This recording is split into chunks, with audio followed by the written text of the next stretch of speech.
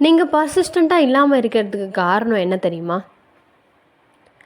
ஒரு விஷயத்த நான் ஆரம்பிச்சுட்றேன், ஆனால் என்னால் கரெக்டாக பண்ண முடியல, உறுதியாக அதில் நின்று என்னால் அதை சாதிக்க முடியல அப்படின்னு நம்ம இருக்கிறதுக்கு ரீசன்ஸ் என்ன தெரியுமா? 16 ரீசன்ஸ் இருக்குது. நம்பர் 1, நமக்கு என்ன வேணும்னு நமக்கே தெளிவாக தெரியறதில்ல. Number 2, procrastination. ப்ரோஆக்டிவாக நம்ம எதையுமே செய்யாமல் அப்புறம் பண்ணிக்கலான்னு இருக்க ஒரு மைண்ட் செட். நம்பர் 3, நம்மளோட கோலுக்கான, நம்மளோட எய்முக்காக நமக்கு தேவைப்படுற அந்த நாலேஜை நம்ம கெயின் பண்ணிக்காமல் இருக்கிறது. நம்பர் 4, ஒரு டிசிஷனை கரெக்டாக எடுக்கிறது இல்லை, டிசிஷனே எடுக்காமையும் இருக்கிறோம். நம்பர் 5, ப்ராப்ளம்ஸ்க்கான சொல்யூஷன்ஸ் பற்றி நம்ம யோசிக்காமல் அந்த ப்ராப்ளம் நம்ம கொடுத்த டிப்ரெஷன்லேயே நம்ம இருந்துகிட்ருக்கோம். நம்பர் 6, செல்ஃப் சாட்டிஸ்ஃபேக்ஷன் இல்லாமல் இருக்கிறது. நமக்கு ஆல்ரெடி என்ன இருக்கோ அதுக்கு நம்ம கிராட்டிடியூடாக இல்லாமல் இருக்கிறது. நம்பர் 7, அலட்சியம். பண்ணலாம் இப்போ என்ன அவசரம் அப்படிங்கிற ஒரு அலட்சியம். நம்பர் 8, நமக்கு ஒரு ப்ராப்ளம் வந்துட்டால் அதுக்கு மற்றவங்க தான் காரணம்னு மற்றவங்க மேலே அந்த ப்ளேமை தூக்கி போடுறோம். Not accepting our mistakes.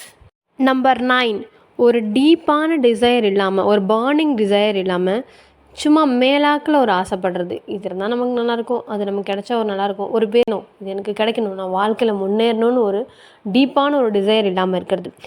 Number 10, நமக்கு கிடைக்கிற முதல் தோல்வியை நம்ம அக்செப்ட் பண்ணிக்கிறதால. Number 11, lack of organised planning ரொம்ப பர்ஃபெக்டாக இருக்கணும். இதுக்கப்புறம் இதான் பண்ணணும், இதுக்கப்புறம் இந்த விஷயம் தான் நான் பண்ண போகிறேன், இதுக்கப்புறம் இதை தான் நான் கற்றுக்க போகிறேன், இதுக்கப்புறம் இப்படிலாம் பண்ணிக்கிட்டே போனால் என்னோடய சக்ஸஸை நான் அட்டையர் பண்ணிடுவேன். நம்பர் 12, வாய்ப்புகளை கண்டுக்காமல் இருக்கிறது. நம்மளை சுற்றி நிறைய வாய்ப்புகள் இருக்குது, அந்த வாய்ப்பை எதையுமே நம்ம கண்டுக்காமல் ஒரு லேசினஸ்ஸாலேயோ இல்லை நமக்கு நடந்த சின்ன சின்ன பிரச்சனையோ இல்லை பெரிய பெரிய பிரச்சனையோ அதுலேயே முழுகி இருக்கிறதால நம்ம கண்ணு முன்னாடியே அந்த வாய்ப்பு இருந்தால் கூட நம்ம கண்ணுக்கு தெரியாது. நம்பர் 13, நம்ம எல்லோரும் நிறைய ஆசைப்படுறோம். ஆசை யாருக்கு இல்லை? எல்லா மனிதர்களுக்குமே எல்லா ஆசையுமே நம்ம எல்லாருக்குமே இருக்குது. ஆனால் அந்த ஆசையை நிறைவேற்றுறதுக்கு நம்ம செய்ய வேண்டிய ஆக்ஷன்ஸ் எதையுமே நம்ம செய்கிறதே கிடையாது, செயலில் காமிக்கிறதே இல்லை.